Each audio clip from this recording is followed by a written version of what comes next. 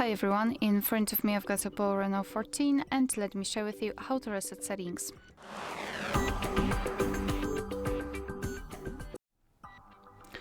So let's start with opening the settings, and here, let me go back.